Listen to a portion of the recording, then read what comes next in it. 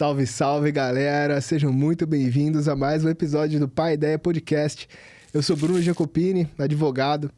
E se você gosta de conteúdo de qualidade, de aprender com pessoas que sejam referências em suas áreas, inscreva-se no canal, ative as notificações. Toda terça-feira, às 19 horas, nós temos um novo episódio com muita informação e temas de interesse geral. E hoje nós trouxemos um cara aqui para conversar, que ele simplesmente é engenheiro, empresário, é piloto de avião, piloto de kart, escalador, instrutor de tiro e sniper. Ou seja, ele é o Rodrigo Hilbert Limeirense. Depois de ser atropelado umas 5 vezes, né, na Anhanguera. Que é o Ricardo Caritá. E o melhor de tudo, o maior título dele, é que ele é meu amigo. É isso aí, Bruno. Então, tamo junto. Prazer enorme estar aqui, cara. Prazer todo meu. Primeiro, parabéns aqui pelas instalações de estúdio. Que maravilha. Produção, parabéns aí, maravilhoso. Cara, um prazer. Legal essa iniciativa sua do Pai Ideia aqui. Tô curtindo pra caramba. Já assisti todos os episódios que já aconteceram. E é um prazer enorme estar aqui, cara. Pô. Pra quem não sabe, a gente se conhece aí e não se via há muito tempo, né, cara? A gente se conhece, acho que talvez uns mais de 10 anos, talvez. Mais de 10 anos. E a gente foi se encontrar e, por acaso, eu vendo esses vídeos do Pai Ideia aqui na internet, a gente voltou a conversar. Muito bom. Verdade, muito legal. E naquela época, né, nem casado você era ainda. Eu também achei acabado de casar, não tinha filhos e tal. É isso aí. E muito legal ver, assim, a sua trajetória, né? O quanto que você cresceu durante todo esse tempo. E eu queria que você contasse pra gente a sua história, como que tudo começou, todos esses predicados aí legais que você tem, como que foi tudo isso, como que as coisas foram acontecendo aí. Bacana. Não, eu te conheci na academia, assim como eu conheci minha esposa na academia também, né? Verdade. Que bom que eu tô casado com ela e conversando com você e não ao contrário hoje, né? Graças a Deus. Isso jamais aconteceria. Pois é. Brunão, mas é isso aí, pessoal. De novo, obrigado pelo convite aqui. Tô feliz pra caramba de estar podendo bater um papo hoje. Um momento super tenso do país, então a gente tá mega tenso, né? Pós-eleição, talvez aí o resultado não tenha sido muito como a gente queria. Mas, vamos lá, barco que segue, né? A gente tá com um congresso bom, então tô já um pouco mais tranquilo pro ano que vem. Cara, todo mundo me enche o saco com isso aí, de que faz um monte de coisa. Você falou escalador, piloto de kart, isso tem nada a ver, né? A gente faz um pouquinho de tudo nessa vida. E eu sou formado em engenharia de produção. Eu brinco que o engenheiro de produção é aquele engenheiro que sabe um monte de tudo e não sabe nada a fundo, né, cara? O pessoal até brincava e chamava de producoxa na época, né?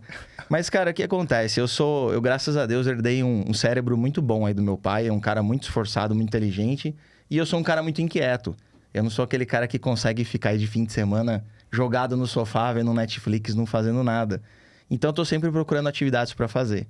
E durante a minha vida, eu fui aí alternando entre coisas que eu gostava. Então, vou falar só rapidamente da minha história aqui, porque acho que isso tem tudo a ver com as duas formações principais que eu atuo hoje, né? Com certeza, fala tudo. Até quando você disse, o cara é engenheiro empresário, né? Isso é natural, né? O cara, normalmente, quando é empresário, ele tem alguma formação, não necessariamente, mas normalmente o cara, né, fez ali um ADM, alguma outra coisa, então acho que também são coisas complementares. Sim. Mas, cara, eu nasci de uma família bastante simples, né? Não vou dizer muito pobre, né? Não passei fome como nossos pais passaram, acho que muito mais necessidade, mas eu cresci numa família muito simples. E os meus pais se divorciaram quando eu tinha 1 ano de idade, muito novo. E meu pai era engenheiro, trabalhava na indústria automobilística, não tinha nada, né? Era uma família bem pobre mesmo. Eles tinham 8 irmãos, dormiam todos no mesmo quarto e tal. E meu pai se formou, fez colégio técnico e foi fazer engenharia mecânica na USP. Sim. E já engrenou na indústria automobilística. Saiu de casa e foi trabalhar com isso, né? Foi tentar fazer a vida dele. E a minha mãe se desdobrando lá pra cuidar da gente, né? 2 filhos também, lá tendo que trabalhar, tendo que cuidar de 2 filhos pequenos. Sim. Porque eu tinha 1 ano, minha irmã tinha 3. Caramba. Então, era bem novinhos. E a gente cresceu numa estrutura muito simples, né? Assim, 4 pessoas numa casa com um banheiro só. Eu brinco com a minha mãe, cara, ela variava a mistura todo dia em casa. Tinha dia que tinha omelete, tinha dia que tinha ovo frito, tinha dia que tinha ovo cozido, tinha dia que tinha ovo pochê. A minha esposa falou até hoje, você só come ovo? Eu falei, minha mãe me criou no ovo, não tem como não gostar de ovo, né? Então, era uma mistura simples e barata, né? Mas a minha mãe, ela casou de novo com um investigador da Polícia Civil. Então, eu tinha essas duas vertentes para seguir, né? Eu via, assim, meu pai diariamente trabalhando na indústria automobilística como engenheiro e via meu padrasto trabalhando dentro das delegacias. E óbvio, né? A crença, principalmente no final da década de 80 e início da década de 90, a gente era muito ligado com essa coisa da arma de fogo, né? Sim. Era uma coisa muito mais difundida. A criança, os primeiros presentes dela era o quê? revolvinho do Rambo, né? Tem que falar assim, né? Não pode... Espada do He-Man. Espada do He-Man, né? Era outro... Quem eram Nova de espoleta, né? Nossos ídolos eram quem? Era tipo Stallone Cobra, né? Pô, Jaspion, cara. Jaspion, Van Damme. Era luta, tiro, porrada e bomba, né, cara? Não tinha essa de mimimi, não. E aí eu lembro muito assim, né? Meu padrasto, como era muito pequeno, isso aí eu tô falando quando eu tinha 4 anos de idade, mais ou menos, tinha as armas de fogo em casa. Lembro até quando a minha mãe comprou, né? Ele tinha a arma de carga da polícia, que era uma 380 na época. E eu lembro quando ela encontrou no jornal a venda de uma Embel 1911 no calibre 45. E aí comprava no jornal, vê que loucura, né? A pessoa anunciava isso aí no jornal. E aí ele foi lá e comprou essa 45. Então eu tinha essa memória muito vívida de eu sentado com ele limpando a arma de fim de semana. A gente parava às vezes na beira da rodovia pra roubar cana, né? Chupar cana, era muito normal fazer isso. E não tinha muita regra na década de 90, né? Era uma coisa meio louca, né? Então ele colocava alvo dentro de árvore no canavial e ficava atirando. Como ele era careca, ele usava chapéu. Então eu lembro muito de eu pegando os estojos, né? As cápsulas disparadas, quentes, queimava a mão e jogava tudo dentro do chapéu. Então eu já tinha uma relação muito vívida com arma de fogo. Uhum. Só que eu via também a vida que ele levava na delegacia, né? Sim. Não era uma vida muito luxuosa, né, cara? As delegacias normalmente eram um pouco abandonadas. Era aquela coisa da desinteligência familiar, né? O cara chegava, era discussão, era a mãe vindo atrás de filho que foi preso, tráfico de droga, né? Então, não era uma vida que me seduzia muito. Apesar de eu gostar de arma de fogo, eu não enxergava uma atividade policial ali que era bastante interessante. Hoje já tem outros olhos, né? Hoje tem muito amigo que, por exemplo, é sniper de grupo de operações especiais, tem muito amigo policial federal. Então, hoje eu vejo outras vertentes da polícia que talvez eu tivesse me inteirado mais. Em contrapartida, eu via meu pai lá, que estava começando a vida dele também como engenheiro, mas via, ainda andava ali no Del Rey, né? Usava uma camisa para trabalhar e ficava em cima de mim também, né? Tem que estudar, tem que estudar. Uhum. E aí eu aproveitava esse cérebro bom que eu tinha herdado dele e sempre fui curioso. Então, cara, isso é uma coisa que eu falo para todo mundo aí, né? Quem acha que eu faço coisa demais, na verdade, eu acho que as pessoas hoje em dia fazem coisas de menos.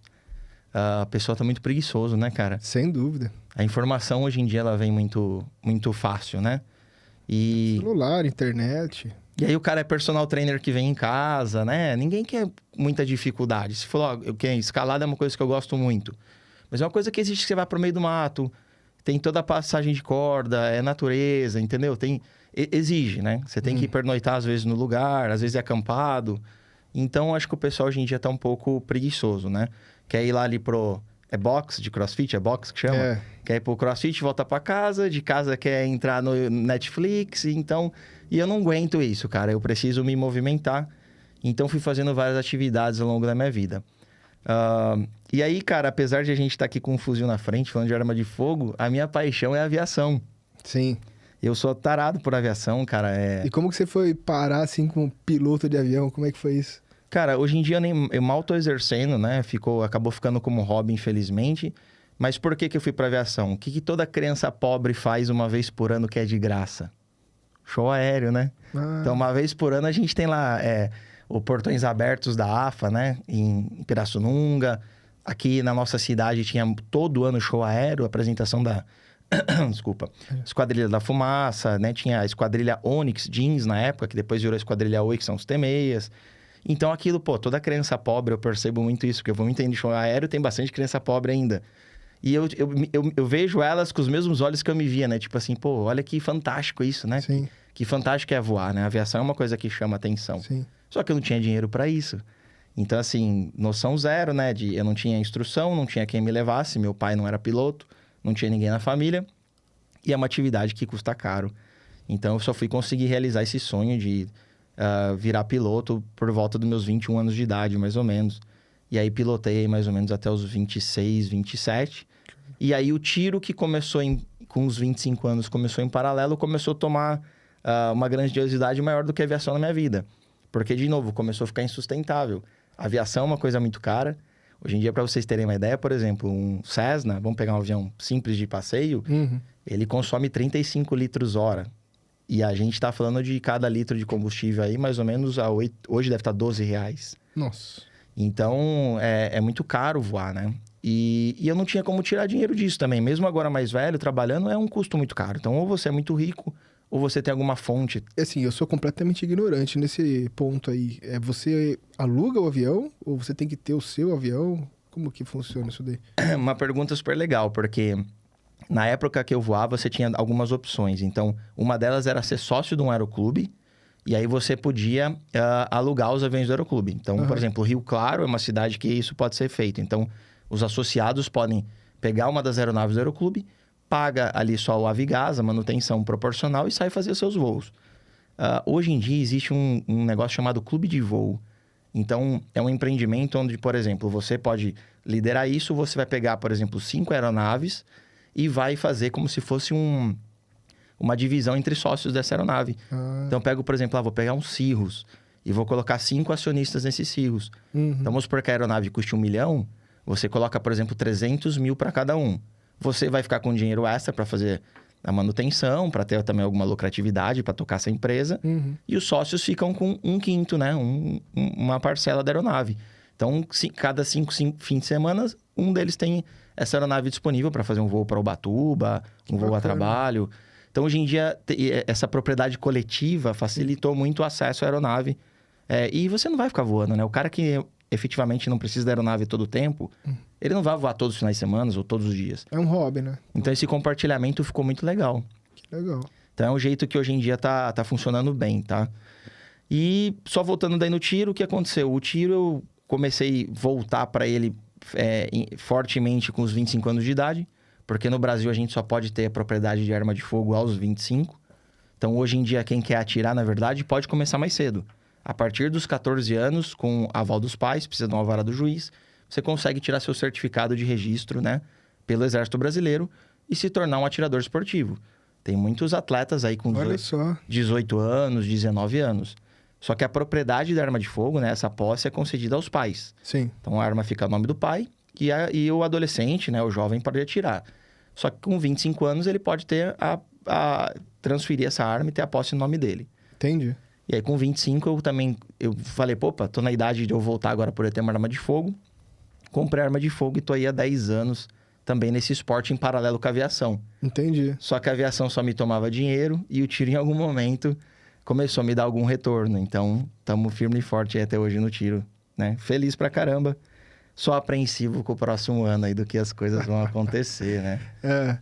E para quem tá escutando a gente aqui, assim, como que você pode se tornar um atirador esportivo hoje? Quais são os requisitos? Legal.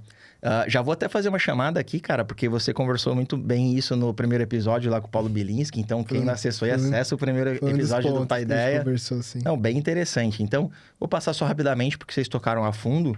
Mas hoje, a pessoa para ter, né? O pessoal acha que é muito fácil ter arma de fogo no Brasil, né? Essa coisa do Bolsonaro, não queria já entrar em política, mas vamos acabar entrando. Todo mundo acha que o Bolsonaro facilitou o acesso de arma de fogo. E eu digo que ele não facilitou basicamente em nada, ele popularizou a arma de fogo. As pessoas não sabiam que elas podiam ter arma de fogo. Então, por exemplo, se você pegar meados ali de 2016, as pessoas chegavam para mim e falavam assim, pô, você tem uma arma de fogo, você tem um fuzil, como é que você tem isso, cara? Com quem que você conversou? Pode? É legal? Tem documentação? Porque os brasileiros, desde o Estatuto do Desarmamento, lá, a Lei 10.826 de 2003, achou que ninguém podia ter mais, né? Esqueceu que teve, inclusive, o referendo de 2005, né? Onde 64% da população não pediu... o desarmamento. Que foi também um referendo muito sem vergonha, né? Porque era um referendo que ele perguntava assim, né? Custou uma nota, né? Porque se fazer um referendo não é barato levar todo mundo pra urna de novo, né? Mas o referendo perguntava algo do tipo, você acha que o comércio de armas de fogo e munições deve ser, né, interrompido no Brasil? Algo desse tipo. Mas não perguntava sobre porte de arma, por exemplo. Só dizia se o comércio podia continuar ou não, né? Sim. E 64% da população votou a favor, tá? Isso foi respeitado, mas a Lei 10.826 criou um monte de restrições, né? Sim. E ficou muito ponto em aberto. Então, quando o Bolsonaro assumiu agora 2018, ele começou a regulamentar, né? Ele começou, tanto o Exército fazer portarias que explicavam pontos em abertos dessa lei, e o Bolsonaro começou a fazer decretos também para regulamentar o que estava em aberto. Mas ele também quebrou o monopólio, né? De vendas que...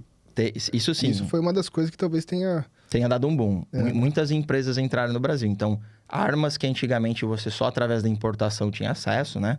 Vamos falar aí bem genérico, né? Springfield, Sig Sauer, enfim.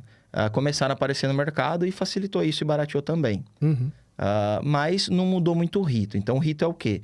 O cara precisa ter mínimo 25 anos, precisa ter residência fixa, precisa ter atividade lícita, o que eu acho isso aí até um pouco complicado, porque, vamos supor assim, ó, se o cara não tem uma residência no nome dele, ele vai ter que dar um jeito de colocar, né? Por exemplo, mora com a mãe, é uma chatice, o cara tem que comprovar que ele é filho, que é a residência da mãe dele, enfim. Eu fico pensando sempre se o cara morasse no motorhome, né? O que o cara faz? Ele não pode ter uma arma, né? Não tem residência fixa. Tem lá o chassi do carro, a placa do carro, né? Enfim, nos Estados Unidos é muito comum isso, né? Então, aqui no Brasil, ele não conseguiria estar no motorhome. Ele precisa passar no laudo psicotécnico, que não é um laudo fácil. O pessoal fala, é coisa simples e tal. Eu faço questão sempre de alternar a psicóloga que eu faço os laudos para ver como que elas trabalham. E tem umas... Até próximo aqui do estúdio do podcast tem uma que eu venho. E, cara, é bem complexa, assim. Ela alterna toda vez os testes que ela faz. Ela nunca repete teste. E eu acho difícil. Às vezes eu até falo pra ela, poxa, Ana, não é qualquer pessoa que passa nesses testes, né, cara? Tem uns de memória, assim, que eu falo, meu, absurdo. Mas não é fácil, né? E ali elas conseguem juntar os testes e enxergar vários perfis da pessoa que tá fazendo. Conheço muita gente que reprovou, tá? Assim como tem gente que reprova no do Detran, né? Sim. A minha mãe é psicóloga e ela faz pro Detran. Então, às vezes, ela reprova as pessoas, né? E é uma situação bem delicada também, tá? Só falando um parênteses disso, porque às vezes a pessoa precisa daquela atividade para sobreviver. Pensa um caminhoneiro que vai lá e não se sai bem no psicotécnico. Ela, como profissional, ela tem que, infelizmente, invalidar. Só que o cara tá dependendo de alimentar a família dele com aquilo. Então, é uma situação bem desconfortável, né? Mas, enfim, é bem levado a sério. Que mais, Mas gente? é bem pior que o de motorista, né? O exame que dá pra CAC. Cara, eu diria que assim, se um fosse dificuldade... Bem mais rigoroso, né? Se o de Detran for dificuldade 5, o de arma de fogo 10. É o dobro, pelo menos, tá? Que eu também faço o da aviação, né? O da aviação acho que é tão complexo quanto o da arma de fogo. Também tem. Né? Porque... assim como um motorista de ônibus pode fazer um atentado, né? O piloto de avião, né? O que acontece eventualmente, né? Algum copiloto. A gente tem casos na Alemanha, enfim. O cara tá numa depressão, né? Um problema suicida. Você tem 300 pessoas na sua garupa, né, cara? Então, olha só. Tem que estar revalidando sempre também o da aviação. Ou seja, você é um cara que tem sanidade mental, né? Já fez várias vezes, né? Motorista... Mas eu penso também, por outro lado, ou psicopata, né? Ou psicopata. Porque o psicopata... Cuidado, hein, pessoal? O psicopata, normalmente, ele é frio e inteligente. Esse cara, ele passa no psicotécnico. Você toma café com açúcar ou sem açúcar? Eu tomo sem açúcar, lá, cara. Com certeza. Tá vendo? Vai começar a ligar os pontos, né? Tô ficando com medo. E ainda tem alguns gatos em casa. Então, né? O pessoal olha assim, né? Tipo, o cara cria gato, acorda cedo, toma café sem açúcar. Então. Toma banho gelado também? Tem uma coisa errada. Não, banho eu gosto de tomar banho quente. Tá. Pronto. Tá vendo? Eu sou tão fora da curva. Nesse ponto, tá tudo bem. Mas vamos lá, então. E aí, tem que passar pelo exame prático e teórico também. Então, ele vai ter que pegar um instrutor credenciado pela Polícia Federal, fazer o teste prático, né? O instrutor, ele vai ver se você tem habilidade para lidar com arma de fogo, se você entende as regras de segurança, se você não quebra nenhuma delas, se você passa na prova teórica também. E, por fim, acho que foi isso. Então, a atividade lícita, comprovação de residência. Tem certidões, né? As certidões criminais aí, né? E aí vem as negativas criminais, que são 5, se eu não me engano. Mas são nas esferas estaduais, federal e eleitoral. Sim. Só que entra uma da Polícia Civil, tem uma... São 5 no total. 4 ou 5. O que eu critico muito também, né? Porque você tem que pegar... antecedentes, né? Eu fico bravo, porque você tem que pegar uma certidão do governo para entregar para o governo, né? Isso aí deveria constar no sistema, né? Se o sistema fosse integrado, né? Pois é, o Brasil a gente não integra nada nunca, né? A gente também tem esse problema muito grande, que o sistema Sigma, que é o sistema do Exército, e o sistema Sinarme também às vezes não se conversam. Então, às vezes, um policial rodoviário ele pode te parar na rua e ele não conseguir consultar a sua arma. Você vai estar com as documentações. Então, Entendi. Isso vai validar. Mas esses sistemas ainda não conversam até hoje. Caramba. Isso é um problema até para a liberação do porte, né? Hoje em dia, o porte é comunado, né? Antigamente era assim, comunado, depois é uma palavra errada. Mas eu tô com um problema, eu te conversei com isso antes, cara. Eu tive Covid pela terceira vez. E eu comecei a trocar nomes próprios e algumas palavras. Quando você não estiver trocando o nome da sua esposa, tá ótimo. Como diz o Gonzaga, amigo meu, tem que chamar de meu bem, pessoal. Aí você não erra nunca. Aquele jogador de futebol, você viu que foi agradecer? Sim, ele falou, nossa, errei o nome. Errei o nome, não é? Volta, não vai pro ar, né? Então. Óbvio que o repórter não perdoou, Então, né? não. Sou cameraman, o pessoal da câmera aí, pelo amor de Deus, que eu falei antes aqui, vocês cortam. Amor, ó, tô de aliança aqui, hein? Pelo amor de Deus. A esposa também tem CR, tá? Também rapaz, atira e atira muito melhor que eu. Nossa. Aliás, a minha esposa, cara, incrivelmente, ela foi minha melhor aluna até hoje. Ninguém bateu ela, cara. É lógico. O recado foi muito bem dado. Você acha que a sua esposa deixa você ser melhor em alguma coisa do que ela, mas nunca. Mas ela tirou melhor que todos os alunos até hoje, cara. Incrível. Rapaz. Eu tenho a moeda que ela acertou. A fúria feminina. Não, os recados são bem dados. Mas enfim, então não é fácil conseguir arma de fogo. Também, infelizmente, não é barato. Né? Hoje em dia, não sei se você sabe, mas o imposto sobre arma de fogo e munições não é idêntico, mas ambos giram em torno de 70%. Poxa, você compra uma arma, então, de 10 mil reais, ela deveria estar custando 3. É um absurdo o imposto que a gente tem. Então, nem isso o Bolsonaro conseguiu, que foi diminuir os impostos das armas. Também não conseguiu aprovar nenhum PL dentro do Congresso, né? Um projeto de lei. A gente esqueceu de falar que tem exame prático depois ainda por cima, né? Que dentro da prova prática tem uma prova teórica e tem a prática também. Prática também, né? E, enfim, caro. Então, assim, ainda não vou dizer que popularizou tanto, né? Melhorou bastante. A gente passou, na minha época ali, 2012, quando eu tirei meu CR, a gente tinha 90 mil atiradores registrados, tá? Na verdade, o CR, ele existe há muito tempo. Na década de 90 mesmo... Quem tirava o certificado de registro pelo Exército para se tornar um CAC, tirava por gosto próprio. Pô, legal, vou me cadastrar no Exército. Não era obrigatório, tá? Depois do Estatuto de Desarmamento, a partir de 2003, se tornou obrigatório para você ser atirador. E quando eu me registrei lá, eu estava na casa dos 90 mil. Hoje a gente já está beirando os 800 mil. Que é o número que eu escutei também. Então, quase 1 milhão. A gente tem bastante, e a gente passou de 1 milhão de armas de fogo na mão de civis aqui no Brasil. O que pode parecer muito, né? Mas a gente tem 210 milhões de habitantes, que é 1 milhão de arma de fogo, né? O pessoal ficou horrorizado. Não, e super proibitivo, né? Como a gente acabou de dizer, não é adquirir uma arma e sair com ela andando. Para cercar, que tem uma série de requisitos. E é o que a gente acabou de falar aqui, né? Então, dentro de um universo de 210, 800 mil aqui é muito pouco. Com certeza. E uma coisa que eu percebi também, Bruno, rodando nos clubes, a gente tem sempre aquela mentalidade de que o brasileiro é vira-lata, né? Que o brasileiro não tem cabeça para ter uma arma de fogo, o brasileiro é latino, é esquentado demais. E, cara, viajando pelo Brasil todo, né? Hoje em dia a gente pode até entrar nesse assunto, mas eu dou cursos, né, de fuzil de precisão. Já dei cursos de várias outras áreas, de armas curtas também. E navegando aí pelo país afora, eu fui percebendo que o brasileiro, da pessoa mais simples até a pessoa mais instruída, todo mundo é muito cuidadoso. O cara, ele sabe a responsabilidade.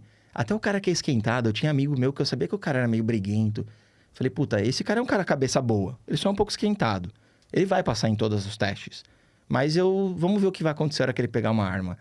E, cara, era regra, não era nem...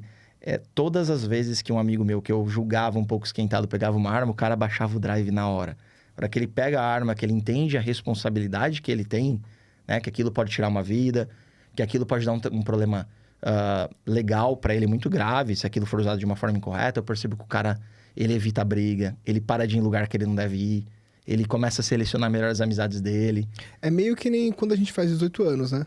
Antes dos 18 anos, você sai na festa, você não tá preocupado se você vai receber um soco ou dar um soco, né? Tá tudo inconsequente, de boa, né? Inconsequente. Você cria briga, você quer... Aí passou 18 anos, você já sabe, bom, meu amigo, agora a conversa é outra. Né? Eu não era briguento, você vê que o Bruno era briguento, né? Pelo visto, você vai dar ou você vai levar, ele já saía pronto pra brigar. Eu dei trabalho pra minha mãe, viu, rapaz? Nossa senhora. Mas deu tudo certo no final, acho. Mas você vê, olha o seu tamanho, cara. Você conversou isso até com o Paulo no primeiro episódio, né? Hoje em dia, eu penso assim, cara, mulher tem que andar armada, não tem jeito de equalizar força. Não tem. Se eu rolar com você aqui no chão agora, você luta jiu-jitsu, você é maior do que eu. Em 1 minuto você me apaga. Quem diria uma mulher, entendeu?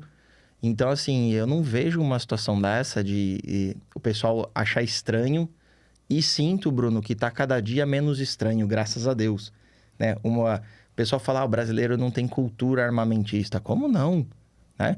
Década de 90, nossos avós, nossos pais, todo mundo tinha arma. Era a coisa mais natural do mundo ter arma em casa. né? Era um mundo meio sem lei, né? Sim. Eu lembro da década de 90 que eu parava no centro da cidade andando de moto com meu pai, em 4 na moto. Sem capacete. E é meu pai, meu irmão no meio, a esposa dele atrás, eu sentado no tanque e os 4 sem capacete. Não, meu, a gente só foi obrigado a usar cinto de segurança a partir de 95. Você lembra? Feliz 95 com cinto? Lembra? Eu não lembro desse slogan, Eu lembro, cara. Pô, a gente dava sem cinto no carro e era de boa. Andava Entendeu? atrás da caçamba da Pampa, da Saveiro. Vixe. Na estrada, né? A imagina. criançada ia segurando atrás pra tomar vento na cara. Hoje, cadeirinha, né? Aquela coisa e tal, né? Eu tinha uns primos meus que moravam em São Paulo, né? O Marcelo e a Fernanda. E eles na época, eu até lembro, eles chegavam de São Paulo de cinto no banco de trás. A gente achava aquilo bizarro. Tipo, não, que mundo que vocês vivem, mano? Que vocês estão usando cinto, né? Pois é. Então, as coisas foram ficando assim, mais seguras, mas também mais quadradinhas, né? Por um lado é bom, acho que evita menos acidente, mas por outro lado o mundo tá ficando chato também, né? Mas eu acho que em relação a esse ponto armamentista, existe um viés ideológico muito forte, que é a questão aí da revolução cultural marxista, né? Que impregnou os ambientes aí universitários, políticos e tal, e criou na população uma mentalidade de que você ter arma vai gerar violência. Ora, o que gera violência é o homem, não é a arma, né? Inclusive aqui a gente, né? Lógico, aqui nós realmente temos uma arma, mas aqui ao lado, na cozinha, tem várias, né? Então, Sim. várias facas, né? Quer dizer, aquela coisa, se você decidir tirar a vida de uma pessoa, não importa se você tem ali um revólver, uma pistola, alguma coisa, ou se você tá armado apenas de uma faca. Você vai tirar a vida daquela pessoa de qualquer forma, né? Exato, eu não acho que é isso que muda nada, mas eu penso assim, Bruno, essa síndrome do vira-lata, ela foi quebrada. A gente passou aí de 100 mil atiradores para 800 mil. E em março, o pessoal não sabe muito isso, mas em março de 2017, ainda governo Temer, foi liberada uma portaria 28 do Comando Logístico do Exército, que permite que os atiradores esportivos, né, e os caçadores portem uma arma do acervo, uma arma de porte, né, uma arma curta, não um fuzil igual a esse, mas nos seus trajetos, né, de casa para o clube para casa ou qualquer local de treinamento. Sim. O que isso é muito amplo também, porque não existe itinerário, não existe horário. Eu me vejo várias vezes nessa situação. Por exemplo, eu desço às vezes para Santa Catarina dar curso e eu não desço direto. Eu normalmente paro em Curitiba para passar uma noite. Então, eu faço 6 horas até Curitiba, depois mais 4, 5 horas até Florianópolis. Sim. E todo esse tempo que eu tô nesse trajeto, eu estou em trânsito. Sim. Ou seja, eu paro em Curitiba, eu tô, por exemplo, às vezes com 3, 4 fuzis na caçamba da minha caminhonete. Eu estou com a minha arma de porte, eu tenho que defender esse acervo, defender minha vida. Eu tô me colocando em risco para exercer uma atividade, que seja um esporte, um gosto meu, um lazer meu. E aí eu vou entrar nesse hotel, eu tenho que descer todos os meus cases, eu subo com os fuzis pro quarto, eu não posso deixar isso no valet, né? À disposição de qualquer um. Então esse porte, ele é válido. E as pessoas pensaram assim, não, porque vai liberar agora 800 mil pessoas com porte integral, né? Isso que o pessoal pensa, né? Primeiro, esse porte já é limitado, né? Restrito a esse período. E o brasileiro mostrou que não veio para brincadeira. Você não fica vendo brigas de trânsito, pessoas se matando, pessoas se ameaçando, pessoas se agredindo. E, diga-se de passagem, o índice de homicídios aí por arma de fogo, né? Os crimes violentos aí caiu de 62 ou 63 mil que tivemos aí alguns anos atrás, estamos aqui na faixa dos 40 e pouco, né? Ou seja, a gente tem muito mais gente andando armada Sim. e muito menos homicídio por arma de fogo. E a gente tem também, isso é um viés, acho que também psicológico dentro da bandidagem que eu acho favorável, né? Hoje em dia o bandido não sabe mais se ele vai abordar alguém desarmado ou armado. Sim. Isso é excelente, eu acho, né? Sim. Acho que esse peso... O pessoal faz a confusão achando de que o cidadão armado vai trabalhar na segurança pública. De forma alguma. Você também fez isso no primeiro episódio, conversaram muito bem sobre isso, né? O direito à vida, o direito à legítima defesa e a materialização da arma para cumprir esse direito. Mas o cara tá para isso, para legítima defesa dele, ou para a prática do esporte, ou para a prática do manejo, né, do javali no Brasil, que é a caça, e não para atuar em segurança pública, né? Exato. Você não vai ficar intervindo em ocorrência, né, em nada desse tipo. Exato. Enfim, eu acho que o brasileiro se demonstrou muito capaz, né? Respeitoso, sabe trabalhar com segurança com esse equipamento, porque a política armamentista sempre existiu no Brasil, até 2003. Então, a molecada que tá vindo agora, o cara que tem 18 anos, né, 20 anos, que nasceu em 2020, ele não viu isso, ele não viveu. Então, você chega, por exemplo, num clube, ou você tá voltando do clube, ou, né, tá num momento de trânsito, indo pra Curitiba, igual eu disse, Se o cara te vê com uma arma de fogo, ele olha com aquele olho assim, tipo, né? Socorro, o cara tá armado. Uma coisa que pra gente, na nossa infância, quando tu criança olhava e falava assim, né? Whatever. Um revólver. É. Tanto faz, tanto fez. Um objeto, né? É, uma coisa que as pessoas não pensam é que, assim, se o CAC se envolver em alguma ocorrência, mesmo se for em legítima defesa, a primeira coisa que vai acontecer ali é que essa arma vai ser recolhida. Vai ficar um tempão parado ali na polícia até que os fatos sejam devidamente apurados. Ou seja, ele não quer que isso aconteça. A dor de cabeça é gigantesca. É gigantesca. Então, eu já ouvi, inclusive, instrutor de tiro, quando eu participei do projeto policial, dizendo assim, olha, eu tive o meu carro furtado, eu observei, eu vi que o meu carro estava sendo furtado, o ladrão tinha quebrado a janela, ela estava roubando o meu carro, e eu não fiz nada. E eu estava armado. Tem seguro. Por que você vai criar uma dor de cabeça 1000 vezes maior? Você vai lá dar um tiro no cara, quer dizer, tirar uma vida, e depois tem uma dor de cabeça super, né, grande e tal. Vale a pena? Não vale a pena. Então... Como diria o grande Milton Orsesi lá do Projeto Policial, da época que a gente trabalhava junto, ele falava, é um remédio amargo. É o último que você deve usar, porque às vezes você balear alguém, isso pode te custar muita coisa, não só financeira, né? Dependendo quem você, né, efetuou disparos contra, isso você tem que sair do seu trabalho, você tem que mudar de cidade. Tem que mudar de cidade, tem que mudar de país. Então... exatamente. Então não é uma coisa assim, sai dando tiro, né? As pessoas criam fantasias, né, na sua cabeça em relação às armas. Absurdas. É complicado. E por outro lado, agora vou ver a parte boa, tá? Quase que semanalmente eu vejo reações, né, de CACs dentro da sua, né, do seu itinerário ali, reagindo a assaltos, né, ou a tentativas de... Defendendo a sua vida, né? Exatamente. E bem-sucedidos, né? Que eu vejo a parte boa. Então, pô, a gente tem lá 100 casos bons para cada 2 casos de que a gente tem problema, né? Do furto de uma arma de fogo, esse tipo de coisa vai acontecer, né? Mas a gente tem que sempre pesar pela maioria. Assim como uma eleição, né? Mais pela parte boa do que pela parte ruim, infelizmente. Eu vi uma entrevista agora eu não sei se é verdade, do suposto novo ministro da Justiça do presidente Lula. Né? Que ainda não se tornou presidente, mas vai assumir aí em janeiro. Você viu que ele falou engolindo meio torto, né? É duro, né? Não. Não vamos comentar. Vamos passar essa. Daí ele falando assim que do armamentismo, porque isso era um absurdo, porque e tal, né? Quer dizer, que nós temos que desarmar as pessoas e sabe, eu fico pensando assim, que só no Rio de Janeiro, 56 mil homens armados de fuzis e pistolas. E ele vem falar isso pra gente, que passou por todas essas, né, que comprou uma arma, que passou por todas essas regras, por todos esses requisitos, essas provas, para poder ter um CR, para você portar a arma? Não, para você transitar com ela até o clube de tiro. E eu me sinto, eu vou falar por mim aqui, cara. Então, assim, é desarmamento do cidadão de bem que ele quer. Claro. Porque o do criminoso lá do Rio de Janeiro, ele não dirigiu o discurso dele para... Ele não assumiu o ministro da Justiça, né? Quer dizer, ele nem assumiu ainda, né? Ele não deu um discurso falando assim, olha, então agora a gente vai resolver o problema das favelas e dos traficantes. Não, agora a gente vai resolver o problema dos CACs. Pô, caramba, meu. Não faz sentido algum, porque o pessoal fala, essas armas dos CACs caem na mão dos bandidos. E aqui agora a organização... É que teve um caso de uma organização criminosa que usou um laranja. Pegou um cara que tinha ficha limpa, passou em todos os testes. Mas, cara, a organização criminosa ela vai se infiltrar em qualquer possibilidade que ela tenha. E não é por causa de um caso que aconteceu isso. Um cara tinha 40 fuzis, 20 fuzis, eu não me lembro. E ele nem vendia os fuzis, ele vendia as munições que os fuzis davam a liberdade de ele comprar. Uhum. E aí, cara, o cara era um laranja, o cara era um bandido, né? Ele se infiltrou por ter ficha limpa ali dentro. E os caras usam um caso desse, né? Contra milhares de famílias que estão ali praticando o seu esporte. Tem que lembrar disso, pessoal. Hoje você tem 2 vertentes, né? Você pode ter arma pelo Sinarme, que é pela Polícia Federal, para ter arma em casa. Você pode até emitir uma guia para fazer treinamentos. E você tem o esporte do tiro, né? Que hoje em dia é muito...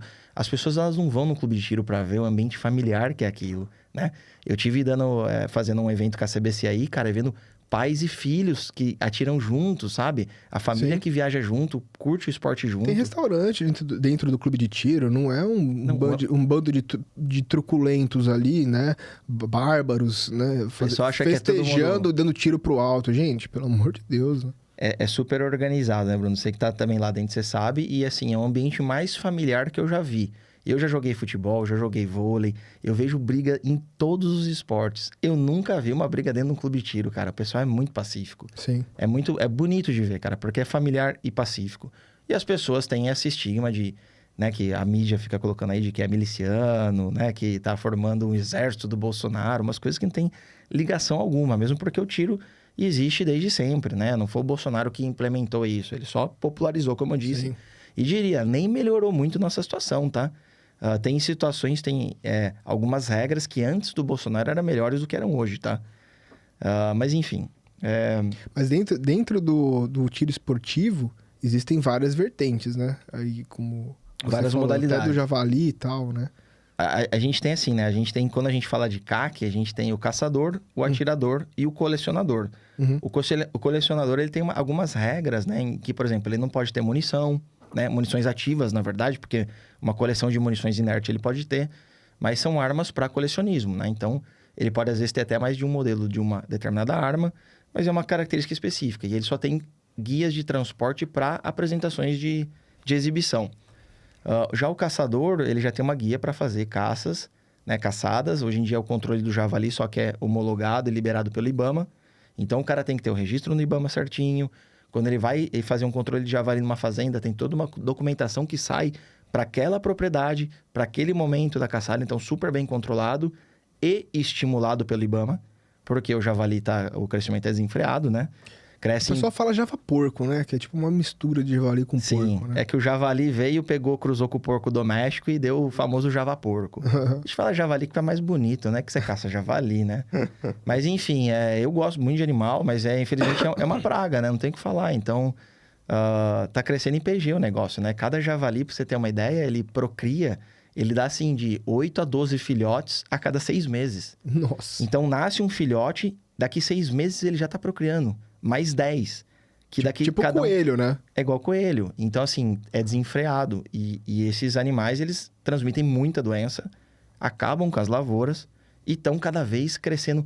Tem um dado interessante que era o seguinte: há 10 anos atrás, tinha javalis, ou java-porco, em 500 municípios do Brasil. Hoje em dia tem em 1.500 municípios. Nossa, rapaz. Tem cenas de cidades, né? Principalmente na África e em alguns outros países da Europa, que eles já se expandiram tanto que já estão fuçando lixeira de dentro de cidade. Então, assim, aqui em Limeira, né, na nossa cidade aqui, com certeza, cedo ou tarde vai ter também. Capivara já tem de monte, né? Nas rodovias. Então, no canavial aqui, onde tem essa região... Tem muito canavial. Eles gostam muito de milho, né? Mas, assim, qualquer plantação, quando tá nessa época de colheita aí, cara, você consegue ver muito porco, né? É que eles saem à noite, eles saem fim de tarde. Então, por isso que o pessoal não vê muito. Uhum. Você não vai passar, assim, 3 horas da tarde, vai ter ali uma manada de javali. Nem sei se é manada. Como que fala o coletivo de javali? Vara. Deve ser vara, É né? vara. Se de porco é vara, javali é vara também. Deve ser, sei lá. É que esse negócio de vara aí é coisa de advogado. Não. Eu sei por causa da Bíblia, na verdade. Ah, é? Tem aquela parte do evangelho que Jesus... ele exorciza, né? Um endemoniado e manda o demônio entrar na vara de porcos. E a vara de porcos se precipita sobre um abismo, né? Então faz todo sentido quando os caçadores falam que o javali é o pet do capeta. Tá? É bíblico isso, cara. Pô, caramba, meu. Se for pensar, os judeus, eles não podiam comer carne de porco, né? Pois é. Sei lá, que viagem, meu, mas tá certo. Então a gente falou do colecionador, do caçador e a gente tem o atirador esportivo. Sim. E o pessoal acha que o atirador esportivo ele só se torna atirador para ter uma arma de fogo. Não precisa. Hoje em dia, pelo Sinarme, ele consegue as mesmas armas de fogo num processo mais simples em termos de burocracia, sem ter que se filiar a um clube de tiro, e ele pode pedir uma guia mensal para ir treinar em algum clube. Ou seja, essa desculpa de que o cara vira CAC para ter uma arma de fogo não existe. O cara vai pelo Sinarme, ele vai pela Polícia Federal. Né? Ele pode ter a posse de uma arma ali de uma forma, não diria que é mais fácil. O rito é praticamente o mesmo, mas é menos custoso e mais rápido. Ele não precisa filiar um clube de tiro. Ele não precisa ter algumas obrigações com o exército que a gente tem. Por exemplo, a gente tem que ter 8 comparecimentos ao clube de tiro por ano, para treinamento ou prova. Só que o cara que entra pro mundo do tiro, ele gosta de arma. Ele vai querer competir. Sim. Então, o cara entra da competição mais simples, que é só fazer lá, por exemplo, 20 disparos no papel, que é o Regional CBC, que é uma prova super legal, enorme no Brasil, até o cara fazer o IPSC, né? Que é a Fórmula 1 aí, que é o cara fazer pistas, 12 pistas, com 200 disparos numa competição. Então, e aí tem outras vertentes, né? Dentro do tiro esportivo, a gente tem IPSC, que é com arma curta. A gente tem Steel Challenge, que é com mini rifle, por exemplo, calibre 22. A gente tem a série dos fuzis de precisão, que são competições de mais longa distância. Que legal. Tem carabina. Então, assim, tem muitas modalidades dentro do tiro esportivo. Então, o cara, ele entra, experimenta um pouco de tudo e se encontra. E fala, pô, aqui que eu gostei. Eu mesmo comecei na pistola, como todo mundo, né? Mais barato, né? Um pouco mais prático. Então, 2012 a 2014, eu fiquei só na pistola. Em 14, eu atirei com fuzil de precisão. E como era uma matéria mais técnica, né? Exigia ali um pouco de conta, mira telescópica, medida angular. Eu gosto de engenharia, gosto de coisa técnica. Eu falei, pô, legal. Tiros distantes, tiros desafiadores, né? Uma disciplina mais técnica, eu falei, achei minha praia. Tem gente que já olha isso e fala assim, nossa, eu tenho aluno que são de PSC, né? O pessoal que compete para fazer pista, que é muito disparo de pistola. Sim. E eles falam, cara, eu vou atrás de um fuzil de precisão, me dá nervoso. Eu olho o cara assim, eu começo a falar, o cara começa a ficar assim com a perna. Ele quer atirar, ele quer dar 200 disparos na competição.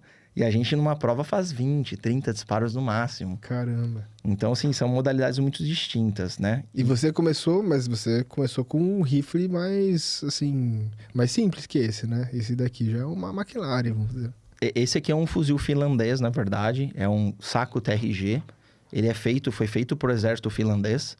Mas se provou um fuzil tão capaz que ele acabou sendo incorporado no tiro esportivo também, tá? Caramba. Então, aí é uma das máquinas aí hoje de produção em série, militar, que eu mais gosto, né? A gente tem também o famoso Accuracy International, que é aquele fuzil do famoso Counter-Strike, né?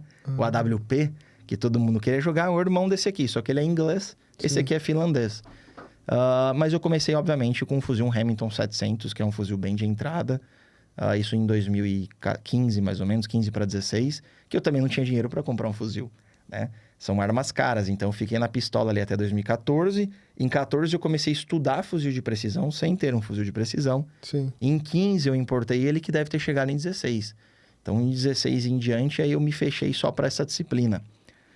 Em 18, daí, Bruno, outra coisa interessante, a gente fala de tiro esportivo, né? Hoje em dia tá uma febre aí do pessoal querendo virar instrutor de tiro, né? Inclusive, eu faço parte do curso de formação de instrutores lá do 357 Clube, que é um clube muito forte no Paraná. Tem Londrina, Arapongas, Maringá e abriu agora aqui pela primeira vez no estado de São Paulo uma unidade ali em São José do Rio Preto. Sim. E é um clube muito bom, muito forte. O pessoal é muito focado na segurança, na didática, assim. Qualidade, assim, excepcional. É um clube que você vai conhecer. Eu brinco que eles são mais clube do que tiro. De tão legal que é. O pessoal vai lá pra, assim, passar uma noite, se encontrar e às vezes nem atira, né? Vamos lá se encontrar, conversar todo mundo, fumar um charuto, né? Enfim, é bem bacana. E aí virou um boom de instrução de tiro hoje em dia no Brasil, porque o pessoal acha que, assim, eu só saber atirar não vale, tem que saber ensinar, né? E a instrução de tiro, para mim, foi uma coisa que caiu sem querer no colo. Como eu comecei em 2012, em 2018 eu conheci o Paulo, o Benê Barbosa, o Milton Orsesi, o Gonzaga, o pessoal que estava fazendo o projeto policial nascer ali. Sim. E aí, cara, eu me encantei pelo modelo, porque no Brasil não existia uma Gun Experience. O projeto policial foi a primeira vez a trazer esse modelo de Gun Experience, em juntar muitas armas, né? Então, a gente tinha lá, acho que 20, mais ou menos, armas de display, num processo que uma pessoa que quisesse conhecer o mundo do tiro fosse lá e passasse um dia onde tinha uma introdução teórica, falando sobre legítima defesa, tiro esportivo, e o cara atirava com todas aquelas armas como a gente faz nos Estados Unidos, né? Quando a gente vai pra lá, a gente, nunca tirei de Thompson, nunca tirei de Barrett 50. A primeira vez que eu já tinha ido em clubes de tiro aqui na região, mas assim, de poder tirar com várias armas foi aí no projeto. No projeto, por iniciativa até da minha mulher, não foi nem minha, que ela acompanhava o Paulo já há bastante tempo, e ela queria e tal, então ela pediu de presente isso daí. A gente o curso. O curso, a gente foi lá e eu fiquei, fiquei super E o dia que vocês foram pro projeto, eu não estava, eu tava em viagem. Lembra e não tava lá. Mensagem você falou, fui lá no projeto, você não tava, tava em viagem, não consegui participar. Mas foi legal, porque era um curso que a gente tinha Desert Eagle, a gente tinha Fuzil 556, então o cara ele tinha a possibilidade de experimentar um pouco de tudo. E a instrução de tiro não era uma coisa que estava na minha cabeça. Na minha época do tiro, esse começo da década de 2010 aí, A galera era muito focada em competição. Uhum. Então, todo mundo queria ser o melhor no que estava fazendo. O cara queria ser o melhor do PSC, o cara queria ser o melhor do fuzil de precisão. Então, todo mundo ralando para ser um atirador, né, com reconhecimento. E aí, começou o projeto, a gente se juntou lá.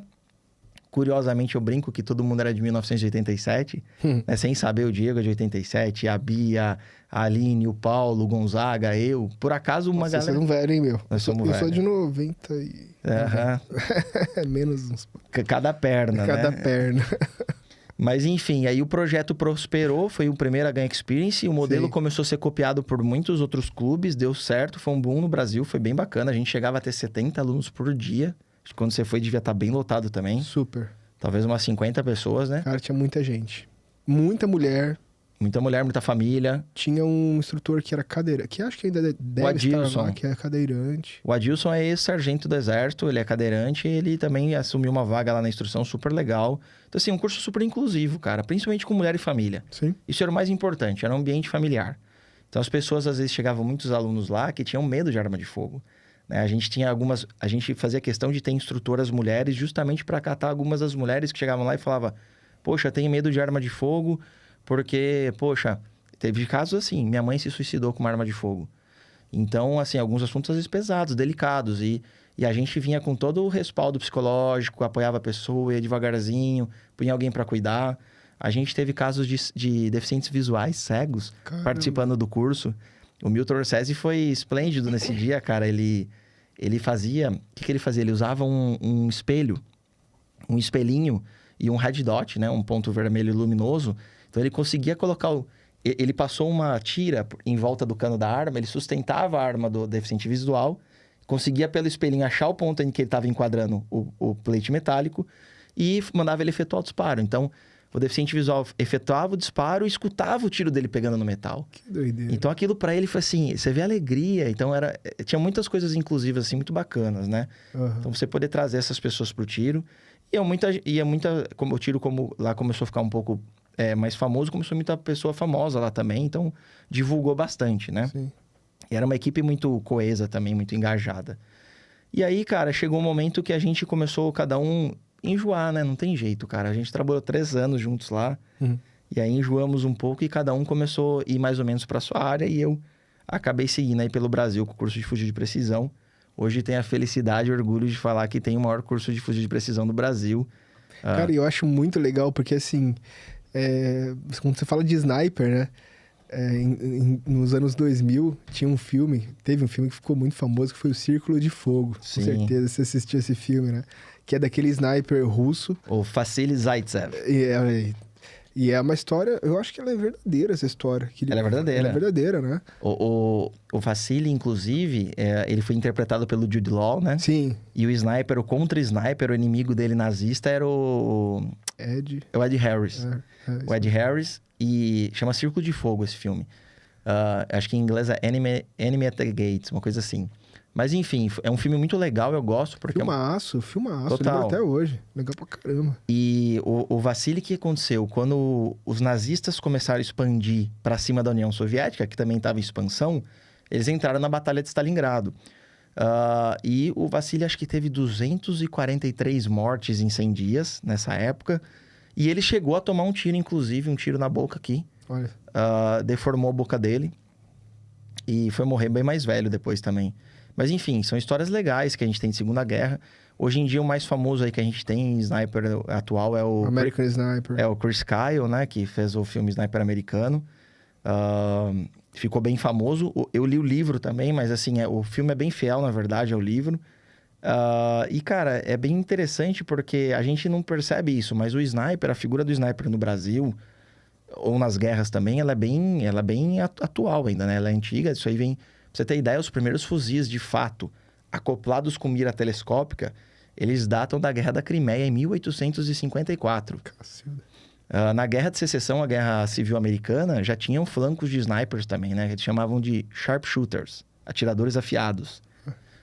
E Primeira e Segunda Guerra já se utilizava da forma que é hoje, né? Que é junto com um observador, né? São uma dupla trabalhando juntas, né? E por que são dois? Desculpa a minha ignorância, assim. Não entendo nada. Não tem nada de ignorância. É uma pergunta interessante. Por quê? Porque quando o sniper ele dispara, momentaneamente, devido ao recuo do equipamento, ele tem a perda visada do disparo dele. Então, pode ser assim, principalmente se tira um tiro muito próximo, ele às vezes não consegue ver o ponto de impacto.